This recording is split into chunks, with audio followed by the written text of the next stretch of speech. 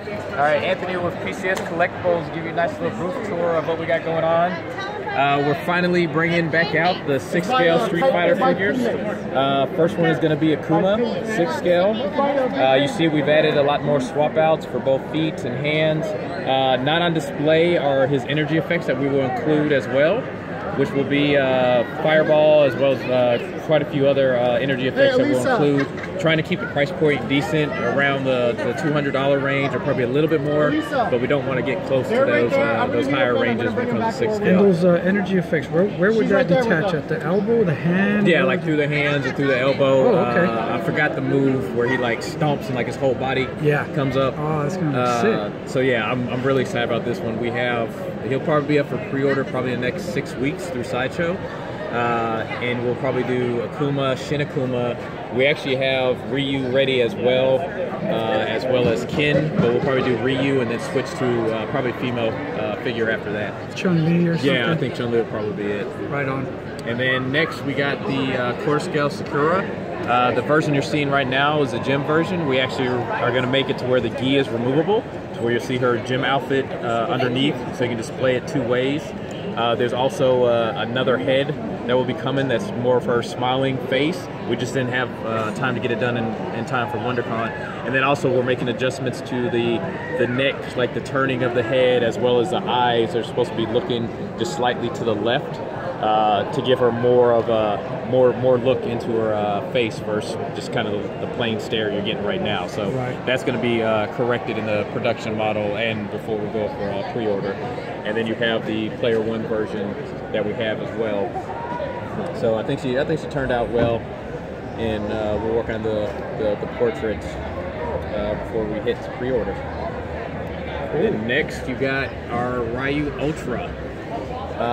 We actually plan on doing Evil Ryu, as well as possibly Battle Ryu as well, which would be the no gi on top plus the beard.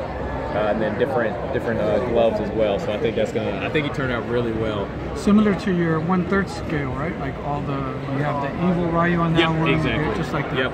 And I'm trying to figure out a way that if we could engineer it to where the regular Ryu you could just convert to battle. So we're still working on that piece to see if we can make that happen. If so, that'll allow us to do less variants, or maybe we even sell just the torso for the battle separately and then you can add it on. So we still got some options on how exactly. I like the way that energy effect wraps around like the whole piece. Oh yeah, that looks cool, man. Oh yeah. So yeah, I think it turned out very well. And then if you want to see the concept art of stuff that we have coming, sure. So we actually planned on displaying Raphael here, but he got damaged in shipping when we came back, so we don't have it on display. But we have the concepts for the next 3 turtles, as well as concepts we don't have on display, but concepts for Rocksteady and Shredder done as well. These with the turtles, there's actually an episode back in the 80s where each of them fought a different drone in the Technodrome, and that's what they're standing on, is the defeated drone that each one of them fought. They're all different. So the Raphael one is the drone that he fought, and then the others, etc. You know, these will make nice art prints to come with that piece. Yes, so I'm actually thinking about doing art prints. Just like that, black and white. That looks awesome. Yep. So we'll probably do Donnie next. And then I think I want to switch to the baddies before I hit the last 2 turtles. Haven't decided yet, but it's kind of where we're leaning. So all the naysayers that are saying, oh, they're just going to do the turtles and that's it. That's not what we do here at PCS. We run lines. I think our Street Fighter museum mixed media line is the longest line of any company, going on 11 years now. So I mean, I think we proved that with our Masters of the Universe line as well. We don't just do 2 to 4 characters. We do a lot more than that. Yeah, this is cool, man. I was hoping, but you said it was broken. I was hoping to see Raphael, Avenger. Avenger was too big to bring, but Optimus is actually at the Hasbro booth. They wanted to put it in their case. Oh, your PS Optimus is at Hasbro. Yep. Okay, cool. Yep. So then we have Megatron. Nice. He will be the 2nd in the museum large-scale line for Transformers. And as you can see, we are sticking to strictly G1. And he's going to have that same cell shading as we did on Optimus. Cool. So our goal is to stay true to the G1, and we're doing both the small, which is basically the size of the Masterpiece collector series toys, and then we're doing the large scale, which we basically are trying to keep. I use air quotes of like quarter scale size, but if you think about it, the first one that's coming out for the large scale is Starscream, and he is 17 feet. So we're doing them in 17 inches. So we're basically taking whatever it is in feet, converting it to inches. So if you think about Optimus, he's right around 20 feet, so he would be about 20 inches, not counting base and whatever effects we put into the base design. Next, we have the G.I. Joes. So we have Storm Shadow that we'll show you in a sec, but here are the concepts of the next two Joes that are coming, or I should say Joe and Cobra. So we got Snake Eyes and Baroness. And again, we're doing it, these look really realistic, but we're sticking to the cartoon. So we want to stay true to the cartoon, but given that these are people, you have to add just a little bit realistic to them, but not reimagined. So a lot of companies just do the reimagined version. We're staying true to the cartoon, but making it like a human. So think about our Masters of the Universe line, where it looks like the cartoon, but it's still human proportions and etc. So, and the cool thing that people probably won't really notice, except for the real diehard Joe fans, is the bases. So the bases, we're using basically the vehicles from the toy line into the base design. So you'll see the Cobra ATV underneath Storm Shadow, and we show you. And then the same, you can see these are from the toy line. And what scale are these going to be in? Quarter scale. Quarter scale. Quarter scale. Then next we have the Dungeons and Dragons cartoon. Again, people thought we were going to do Avenger and that's it. Well, we have Presto and Dungeon Master coming, as well as War Duke. Are these coming as a set, or? Yes, they'll come together as one set. Oh, cool. And then we have War Duke as well. Oh, wow. And again, these are quarter scale to go with Avenger, to again help create a line. And what's the time frame on release for the Dungeons and Dragons? I haven't decided yet. I like to try to keep stuff quarterly if possible, so people don't have to wait forever to create a line. But I'm looking at that order, I'm like, when? Yep. So it's the combination of keeping it consistent so people don't have to wait for a line, while at the same time not tapping your wallet too often to make it affordable. So that's the goal there. So I think I keep teetering back and forth whether I want to do War Duke next or do Presto and Dungeon Master. I haven't decided yet on which one. So it's fun times coming ahead. This whole wall here is like my childhood. So that's what I'm trying to bring. So all these are new licenses that have come on with the new PCS, and we're creating basically new lines based on our childhood. So like when I show you the WWE, Ultimate Warrior was my favorite wrestler back in the 80s. So that's why I chose Warrior first. So, Macho Man's next? Maybe. I haven't decided yet, so we'll see.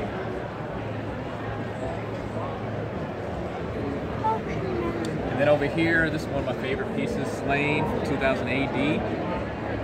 I mean, even if you're not a fan of the comic or don't even know the comic, this is just an awesome statue just from the design. Yeah, look at, wow. Yeah. A lot of details into the base, the figure himself. You see we got the 3D blood, where it's actually blood splatter versus just being painted on blood, something we wanted to try a little different on, and I think it turned out very well. The sword is really awesome, the way the blood just drips off the sword. So kind of going with that extra detail on it. Now there was a second version of this where we actually have a swap out base on the front that included the tentacles, and it was a lot more intricate, but that basically doubles the cost and the price. I actually posted up on our Facebook group to see if there was enough people that were interested in it to where we'd offer it. I think we got like 8 people. Like there's a lot of people saying, oh, if you do a tentacle base, that's the one I want. And I was like, okay, well, let's put a poll out there, and we told everybody email ourselves at PCStoy.com if you want it. If we get at least 50 people, we'll make it. Sadly, that didn't happen, so we just stuck with the one version. I think it looks good. Yeah, it does. I mean, I'll probably still do a tentacle version just for our shop, just to have it, but it'll be a one of a kind. Now, the artist that sculpted this, how did you guys go? What was the process to select him? Was it him all along, or you saw his work? We saw his work. So Caleb is awesome. I love his work. So I think he did a fantastic job on this piece. And I think it translated well. Yeah, it does. Nice. Yep. Next we have Storm Shadow. This is just a 3D print. Still got to do a little bit more engineering on the piece, as well as paint. But I think he turned out fantastic. Again, sticking true to the cartoon. You see the Cobra ATV. Even has Cobra on the tires for it. The exclusive will have him with the bow and arrow in his arms. So swap outs. But yeah, I think he turned out fantastic. Can't wait to get him painted up.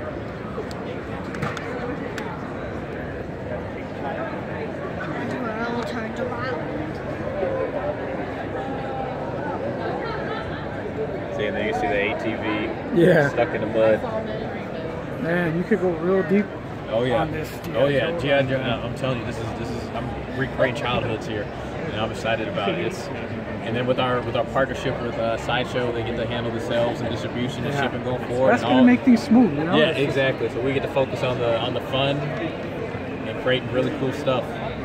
That's all we need is opportunity to do it. And so Warrior is, I'm very proud of Warrior. I think Warrior turned out freaking amazing.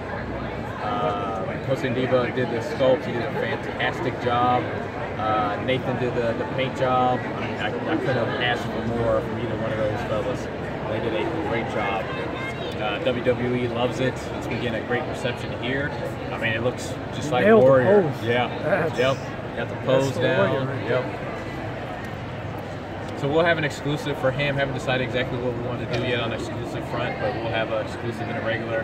We may add some more detailing around the base, but I don't want to go too crazy because I want the focus to be on Warrior, not on the base. When is this one going to be available? It should be up for pre-order in the next 4 to 6 weeks. 4 to 6 weeks. Yep. Yeah, basically everything that's in this case will probably be within the next 4 to 6 weeks up for pre-order. Right on, man. And that's what we have for show. We tried to get Starscream here as well, just didn't get them done in time to show. So that's all we have. Awesome display, man. Thank you so much for your time. Take care. Thank you. Thank you.